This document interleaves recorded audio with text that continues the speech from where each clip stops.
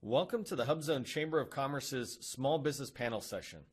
My name is Neil McDonnell. I'm the president and founder of the HubZone Chamber of Commerce and your panel moderator for these sessions. The purpose of the Meet the Experts panel sessions is to help small businesses from Guam to the U.S. Virgin Islands and every single state in between hear advice from key government panelists representing various agencies and offices around the country. While these sessions are hosted by the HubZone Chamber of Commerce, I make them available at no cost to anyone interested, including all small businesses, large government contractors, nonprofit organizations, etc. You may freely share this content. I only ask that you reference the HubZone Chamber and me as the source. Today's panel is from the Department of Energy, an agency that awards a large portion of its budget through small businesses.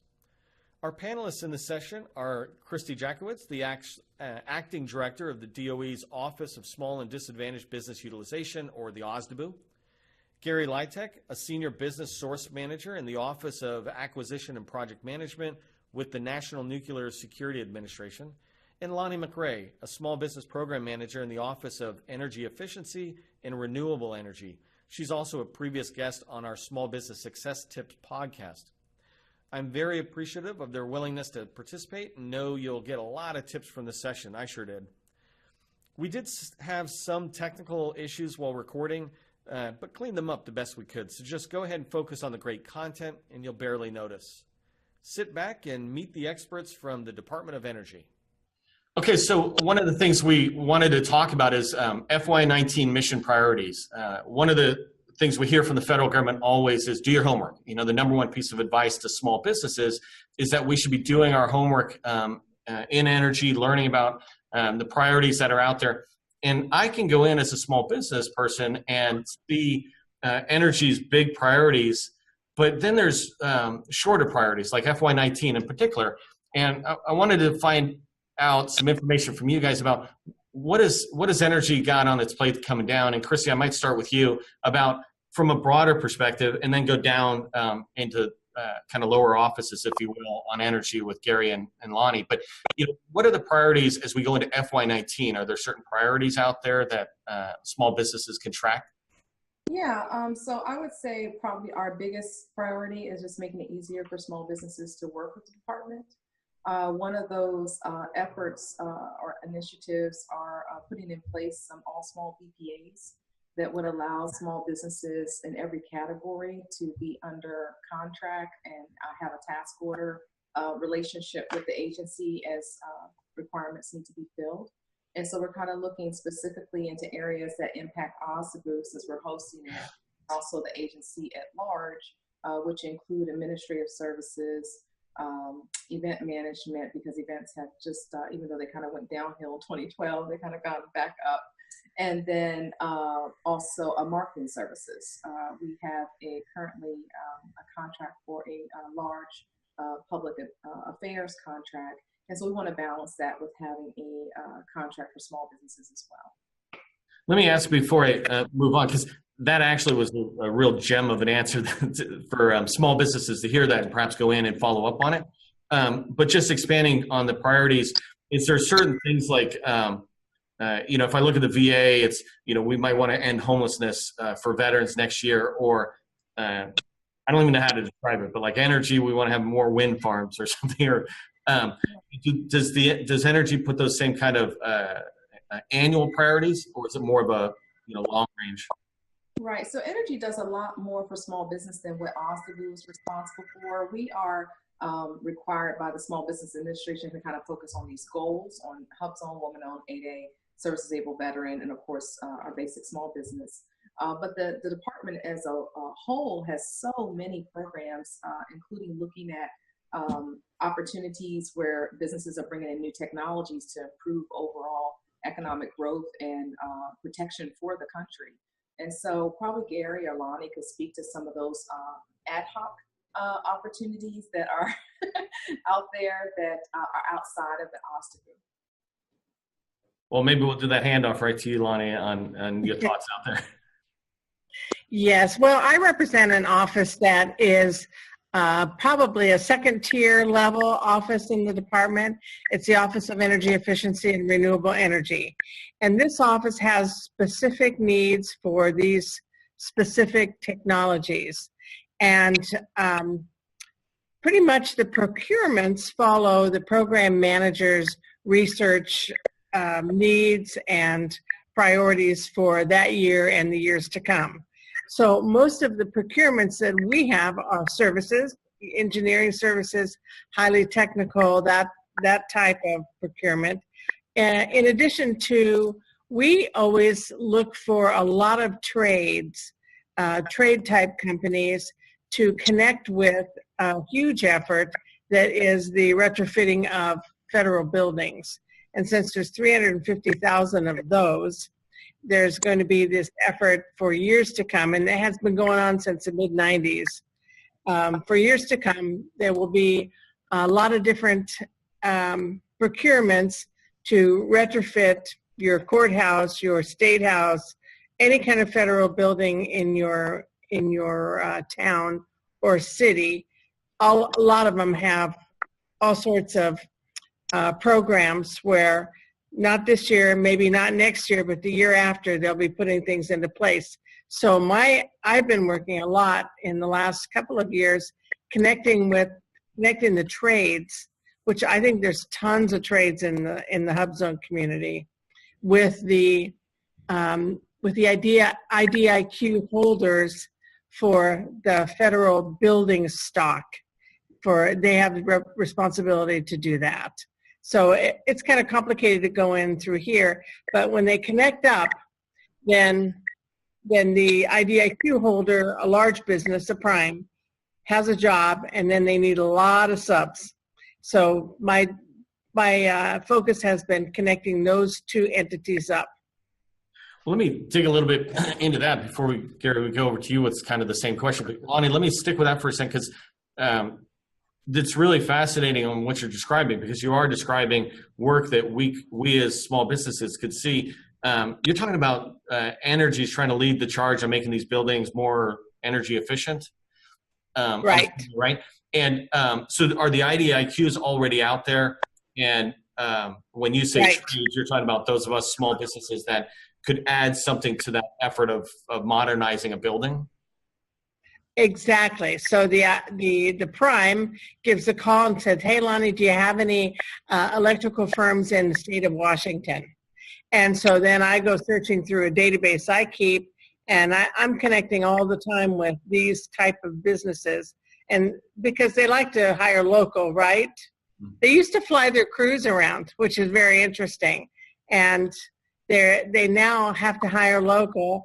And they have a 30% goal achievement for small business. So it's a real high bar on every single project. It's total contract dollars. So it's a big deal to make sure that we have businesses that we can point their way and introduce them to. No, but that's exactly what I was looking for in this first phase of the panel interview. Is when you think about mission priorities, one of our mission priorities is to modernize federal buildings across the country. So me as a small business, or those who are listening to this, coming in and not saying, "Hey, I do electrical work." I do electrical work focused on the modernization of modern buildings. It's a lot more important, or a lot more relevant to the mission of the energy, and then you start talking to us more. And so, Gary, switching gears then to your world about priorities, especially on, you're kind of in a unique world for me. I've never played in the other side. All right, I'll take it from here. A lot of people don't even know that there is a National Nuclear Security Administration. It's part of the Department of Energy. Usually when you think of the Department of Energy, you think about the Office of Science. You think about the Office of Energy Efficiency. These are the things that normally hit the news. Well, the National Nuclear Security Administration, if we speak governmentese, it's the Defense Applications of Nuclear Science. What does that mean? It really means three things to most people that make sense. One is we make sure that the nuclear stockpile, our weapons program, is safe, secure, and ready at a moment's notice. Two, we work with the Nuclear Nonproliferation Organization. What Nuclear Nonproliferation does is we work with other countries, and we help them identify their nuclear materials, make sure that they can find them, that they make sure that they're secure and safe. And sometimes we even bring them back to this country so that we can reprocess them, make sure that they're safer than what they were originally. And finally, we make the nuclear propulsion systems for the nuclear navy. So, and all those aircraft carriers out there, the submarines, those engines, those are built, designed, everything else refurbished by NNSA. So that out of the department's budget of $34 billion, NNSA is about almost $15 billion of that, or about 40% of the department's total budget. So what are our priorities for 19?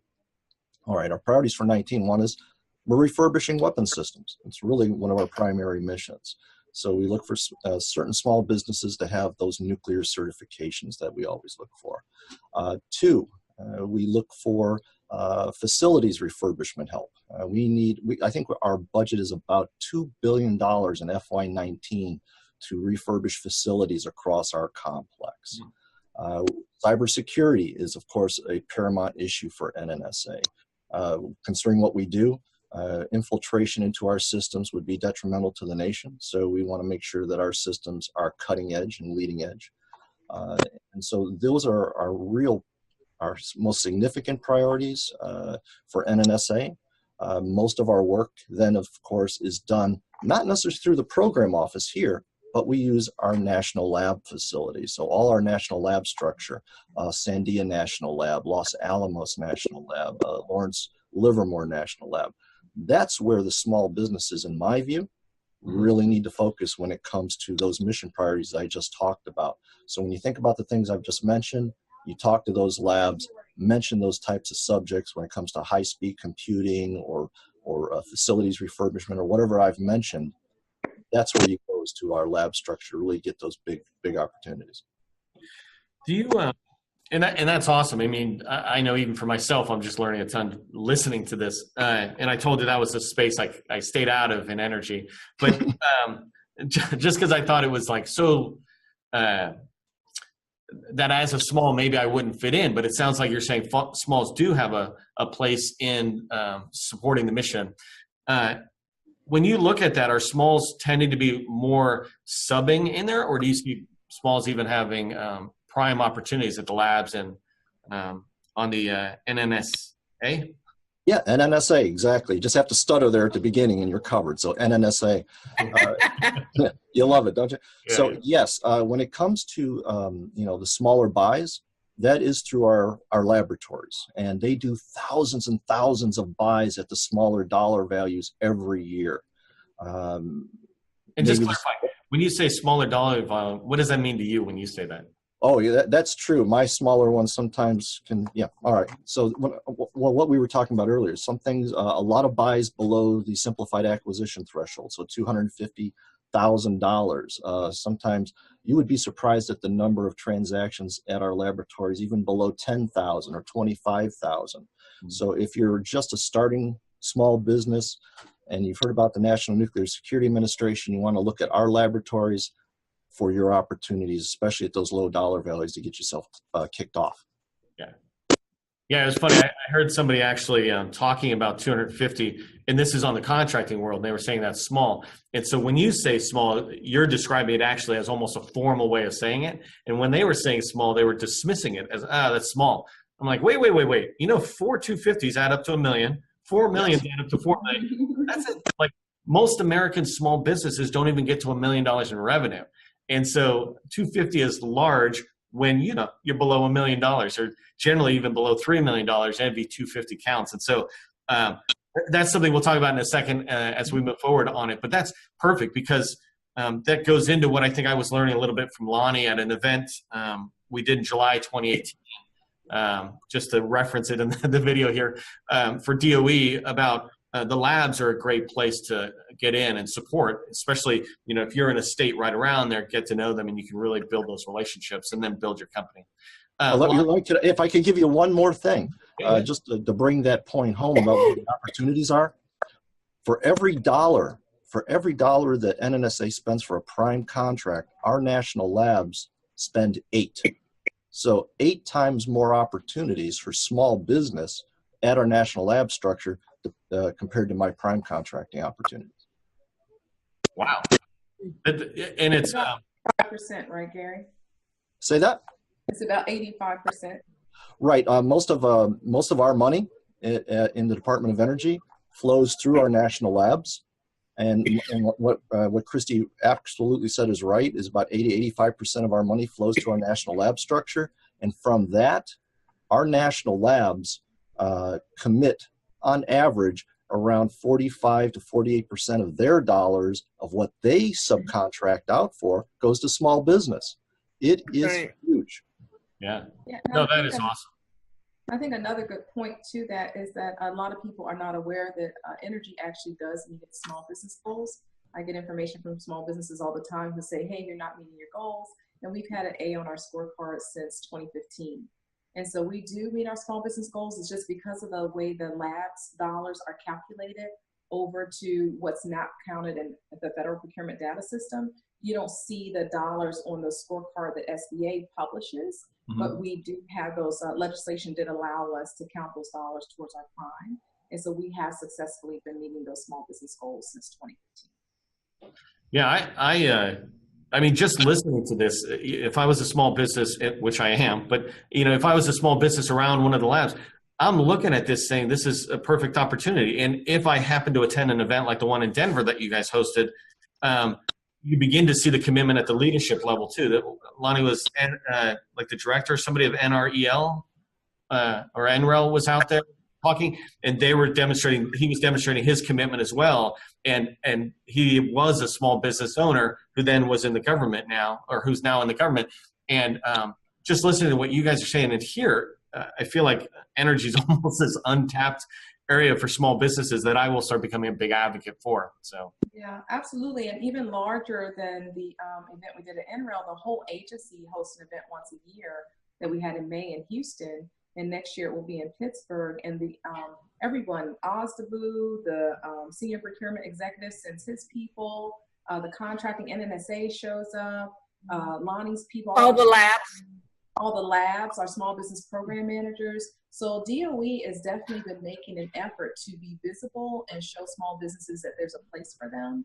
And I encourage small businesses who are trying to figure out how to work with us to attend our annual conference, because we work so hard to bring all the players to the table. So you don't have to worry about phone calls. You're actually meeting them in person, looking at what they're interested in buying and being able to communicate your interests. And we have separate sessions that tell you how to work with those individual parts of the agency, because they are so unique, and there is no kind of blanket way to work with all of them. So I think small businesses would really benefit by engaging that conference annually. yeah, no, I'll track that and try to put it in there. Before I move on to the procurement trends, because we're doing good on time, Lani, I was wrapping, and I was asking you how can we learn more information about, and I'm not what it is at the moment, but where you were talking about the opportunities that are available out there for modernization of federal buildings. Is it like a website? Call you want to know how a small business gets into that channel? Just from this video, how can somebody go learn more? Like, should they call you, or should they go to a website to learn more? No, they should write me. That would be the best way. I'm all set up with facts and figures and things that they need to do. And this kind of brings me to my most favorite subject. And I wonder if I could just chat a minute about capability statements. And I know it's one of your passions also, besides DSBS and a good profile. And that is that we get capability statements that aren't professional. These are your corporate resume. And I feel like it's really important for you to spend some time on those and make sure you have on those what the contract officer wants to see.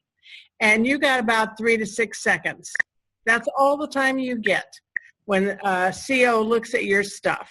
So you want to make sure that everything is written down in the way people read. The way people read is in a Z on paper. So if you've got something on paper and they print it out and they want to take a look at you and your corporate resources, then you have to make sure that you have it written correctly. I'm all about helping small businesses do that. So any small business that wants to write me, I've got all the rules and all the tips on that too, because I love this subject. I think that, if you only have a couple of seconds to sell yourself, you better do it right. And you don't want things scattered.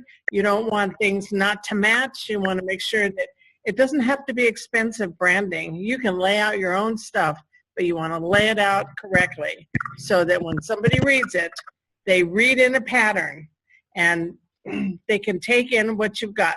Plus, the CO's looking for certain things. They're looking for a DUNS number, cash code. They're looking for your NAICS codes, and they want to know your certs right off. They want to see that in the first couple of seconds so that they know, well, hey, can I use this guy? Oh, no, he's not a HubZone. Or no, I really need a woman-owned or whatever, that they can see the certs right off. So there's a lot of ways to lay this stuff out. Glad to help anybody with that. And that's my pitch on how you present yourself when you want to take advantage of an opportunity. You want it to be the best you can. No, I like it. If it's okay. Mm-hmm. Yeah. So one of the things that we have done is we have updated the small business website on Energy. We launched in May with a whole new design and platform that makes it easier to find our forecasts, but not just the DOE headquarters forecast, but also all the forecasts for the labs and sites. And then we also went further to kind of create a diagnostic review for small businesses. Depending on where you are in the process, you can click on a box and it will tell you what your next steps are. And then also there is contact information, and they can subscribe to our GovDelivery distribution list, which we use to communicate to small businesses. They can put their email in, and then whenever we post an article, which I'm going to have Lani actually do a blog for us on the capability statement. We'll put that. I was writing down next article, Lani.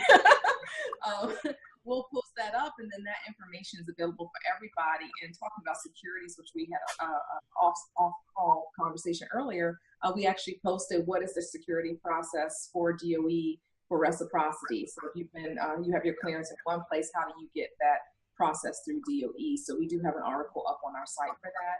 So I think you will find that the changes that we've made are very robust and make a huge difference in the information small businesses have to access.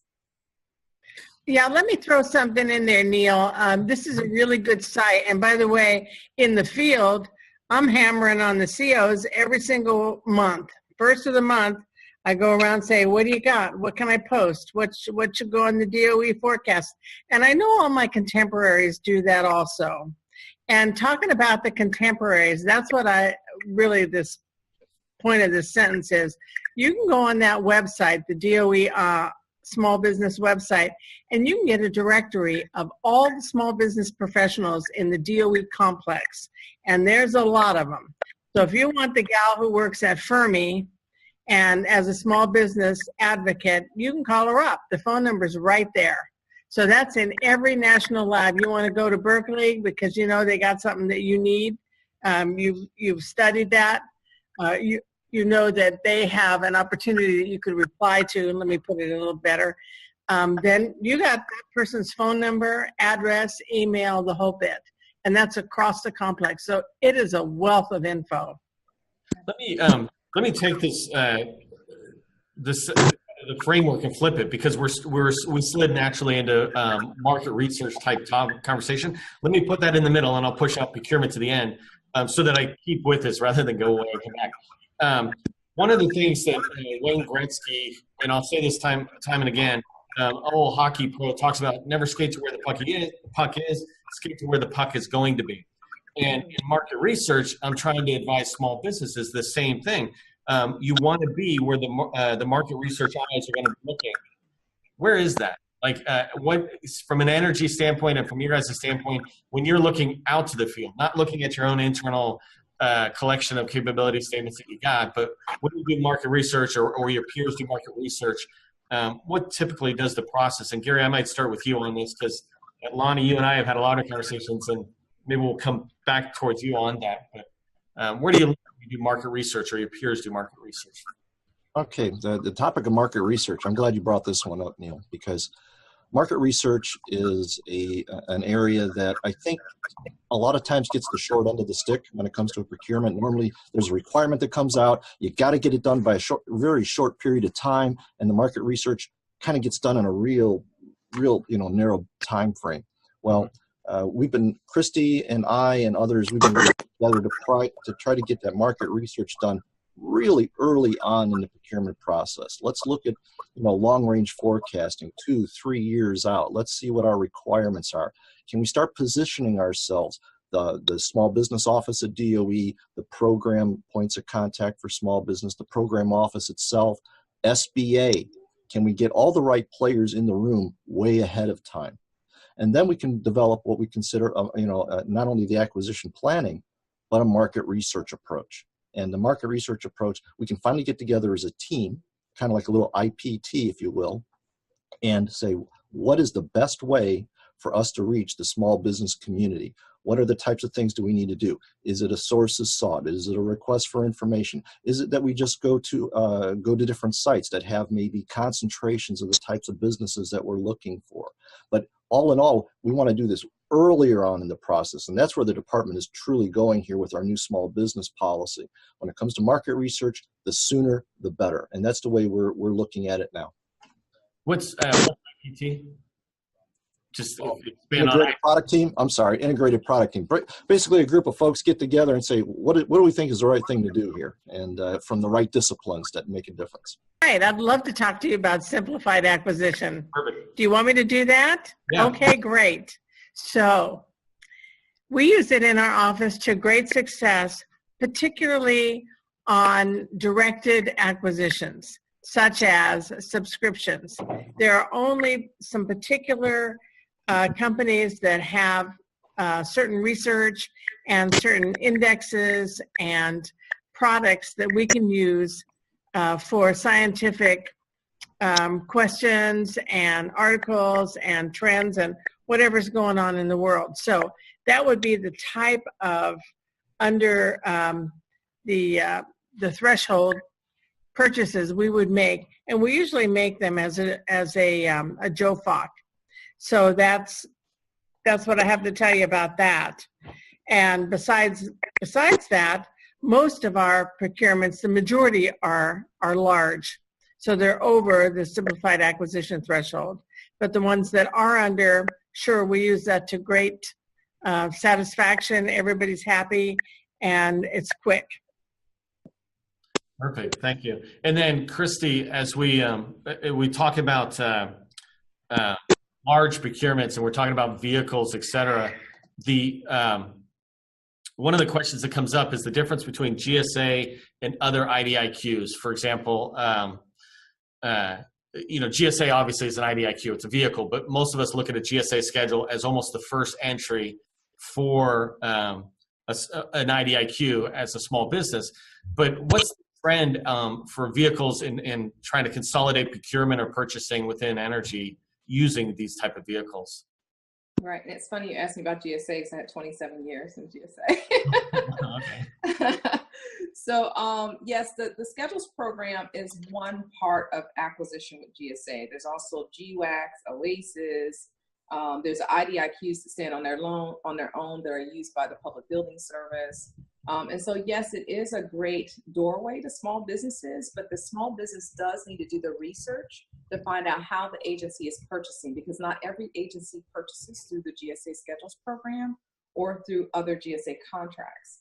And so while they are widely used, it's important for the small business to understand how the particular office that they want to work with, what is their procurement process, what is their preferences for buying through small businesses, and then get on the tool that fits that office. So I think that's one of those kind of misnomers. A lot of small businesses who have been successful in schedules will tell another small business, get a schedule. And then they get a schedule and they don't get any sales. And then they lose their schedule because there is a time frame that they have to earn a certain dollar amount. So if you're not communicating with the buying office, and one of the things we did on the forecast that we tried to do new when I came into office last year was to clarify what the procurement vehicle is that the buyer is using to better communicate with the small business. And we put the small business program manager's information on there so they can actually call them and say, hey, how are you purchasing this? What are some of your challenges, and what particular vehicle are you using? Because they need to understand that before they just jump on a GSA or other as a kind of solve it all. It's not a solve it all. Yeah, that's, and are the contracting officers, when they're on the forecast, are they open to, are they trained to expect a lot of calls from small businesses? Because I can imagine the better your forecast is, the more small businesses will want to be reaching out and doing our research homework. But so some of our SBPMs are also contracting officers, but the SBPMs are there to work with small businesses. They are the advocate in the labs. And so while they do have some dual roles, that is their job to work with the small businesses and clarify some of the questions that may be coming up before the small business moves forward or before the procurement actually posts. Because remember, the forecast is not an FBO posting. The procurement is in its planning stage. It's getting ready to get ready for FBO. So yes, those program managers listed do have the responsibility of working with the small business. that's perfect. Yeah, we advocate heavily to get into the forecast, and obviously source of SOP, but the forecast is even a better one, because if you have any chance of it influencing that opportunity, it's at the very early stage where you can we're scrubbing it monthly, which is something that wasn't happening before. So the quality of the forecast is much better. And again, the improvements to the website now allow you to not have to search for the forecast in the labs and sites. You can go right to the forecast button. You have the DOE procurement headquarters forecast list, and then you have the labs and sites on the next link. And it gives you all of the labs and sites. And we went through the entire website to find all the labs and sites and link them in one place so that this make it easier for the small business. Oh, no, that's awesome. I'll go back and check it. We have on the HubZone Chamber of Commerce has a website that lists forecasts on there, like links to it, because sometimes it's actually hard to navigate. And any 5 minutes we can shave from a small business having to do, wasted energy work, Right. the better it is for them. So no, I'm going to take a look at that one. I'm excited about it. What about, Gary, at the lab level, when we think about procurement there? And so maybe touch on both, like, for example, when I look at the Army, I look at the base operations that they have. Do labs have something similar where there are many, almost mini cities or something? Do they have some sort of operational procurement needs that happen within there? And then maybe piggybacking on that, I'm curious about how many opportunities might be at the threshold below 25,000, which means it doesn't have to get on FBO, and so maybe the procurement is done a little differently. Wow, that's a nice multi-part question there, Neil. Let's see if we can break this down. When it comes to the national labs and how they do their buying for small business, I'll tell you this. First off, our national labs, each of them have a small business program manager and usually have a staff underneath of them. So I'll give you an example. Sandia National Lab, they have a staff of 8 small business professionals that work there just at the management of that one site. Why do they have that many folks? Well, because they have a procurement base. How much do they buy every year? It's about $1 billion. And of that $1 billion, over half of that is targeted for the small business community, including our 8As, our women-owned, our hub zones, everything like that. So you can imagine that the activity just at our one site, by the way, they're buying at that one site is almost double my entire complex-wide buying for federal prime. Just at that one site in New Mexico is over $500 million a year. So they are constantly looking for, new sources of supply. So I would say, as Christy mentioned earlier, and Lani, get onto that small business program manager directory, contact those folks, find out, because each site, by the way, each laboratory has a different way of doing business a little bit. So just because you've done it that way at one site doesn't mean it works the same way at the next. So you're going to have to do a lot of cold calling here, but that's what those SBPMs and their staffs are for.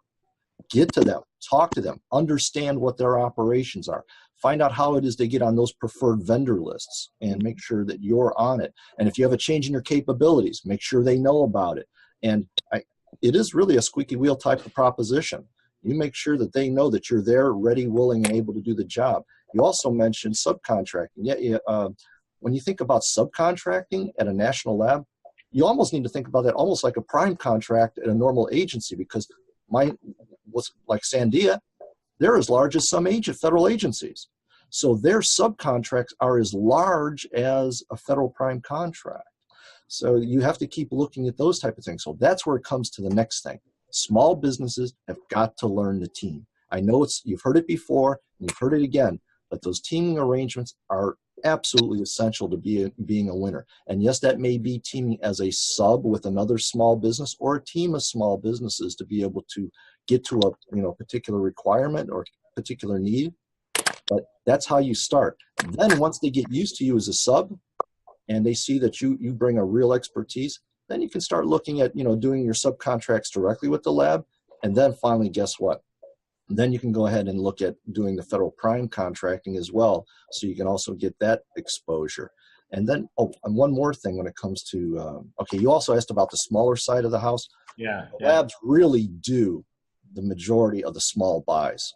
And again, that's where you got to look at their local forecasts, and they post them all. They have a live, each lab has a live site when it comes to opportunities. But then again, talk to the small business program manager. Say, when it comes to your under 25K buys, what type of procurement list do you use? Do you need me to fill out a vendor form?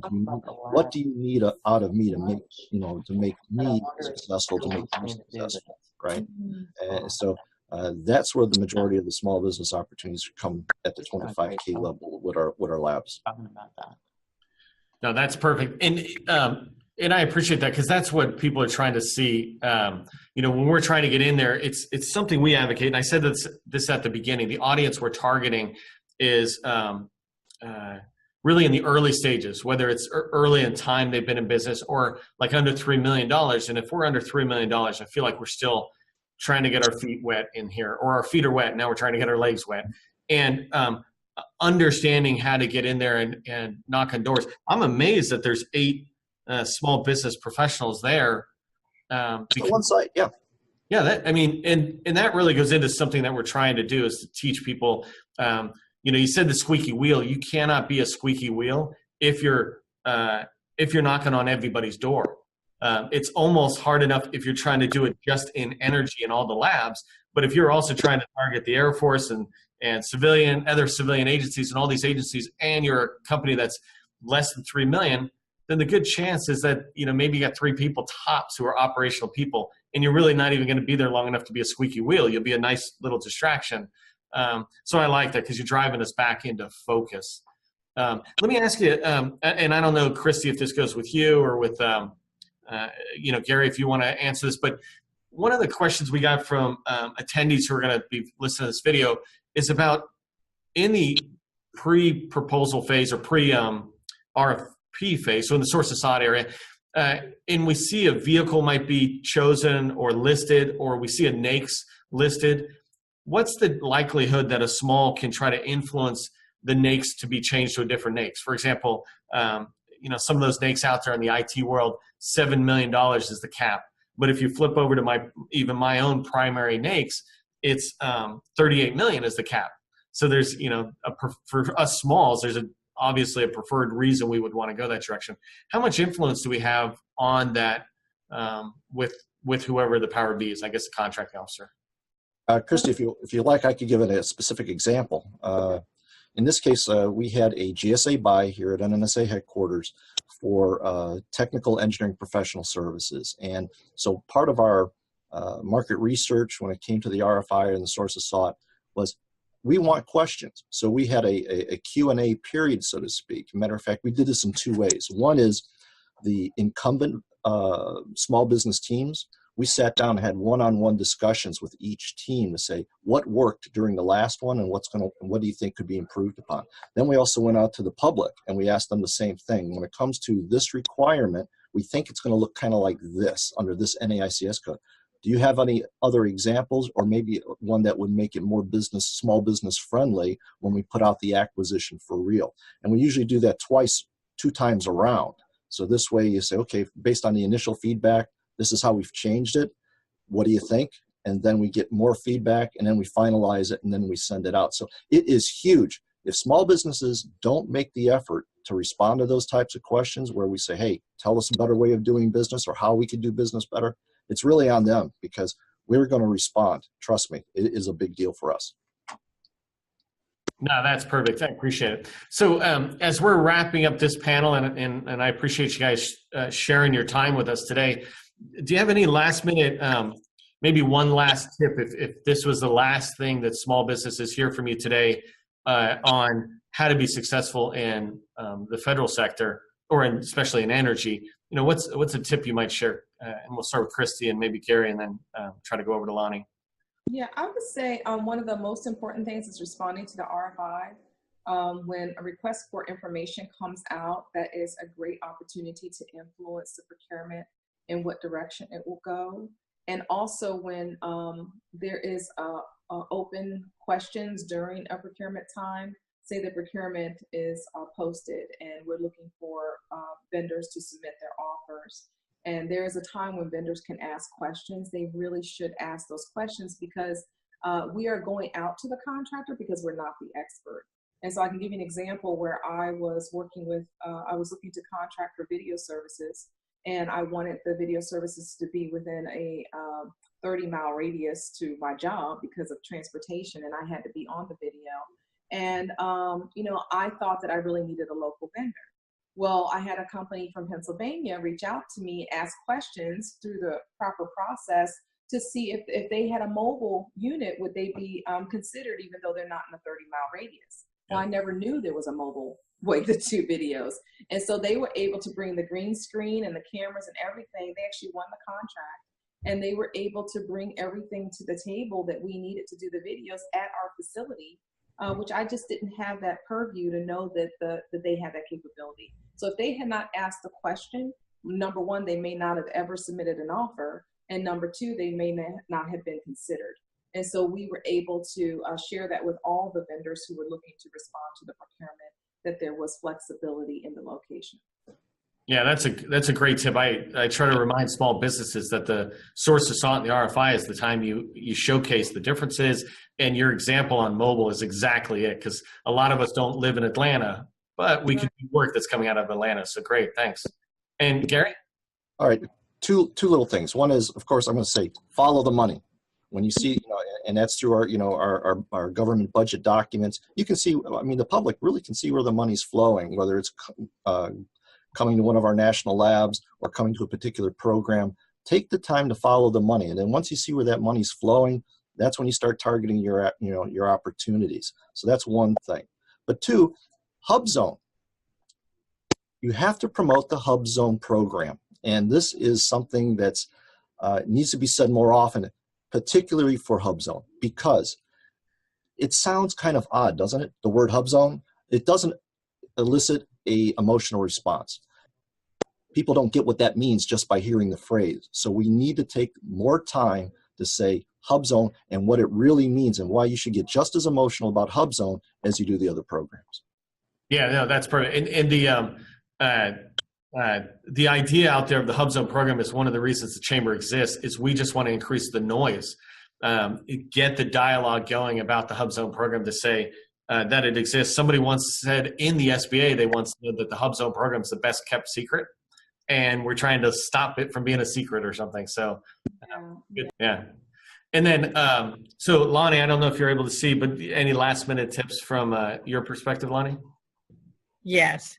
Okay. I'd like to just say what my CEOs tell me every time I go out the door to talk to small businesses, and they say, please make sure somebody edits your work before you send it in. Have somebody second look at your documents, because sometimes there's grammar and spelling mistakes that are they're not appropriate, not in this day and age. So you want to make sure I have a second reader. The other thing is follow the instructions. Make sure you read what the solicitation asks for. The third thing is when you upload it, make sure you've uploaded all the pages. We've gotten pictures of a lot of the pages uploaded, but we don't have the document. So you want to make sure that you do all the steps and give yourself a little bit of time. Don't put it in 5 minutes before it's due. So those are some of the three main things, but I think editing is number one. No, that's it for me. Yeah, no, I appreciate it. Thank you. And that kind of wraps up our panel here. That concludes our panel session. I wanted to again express my deep appreciation to Christy Jackiewicz, Gary Lyttek, and Lani MacRae for making the time to participate and to share their thoughts with you. Thanks also for your patience on the technical side. We'll get a lot better with these as we have more and more panels under our belt. If you don't have a relationship with your local PTAC, start today. Procurement's the first word in their name, and they're committed to the success of small businesses.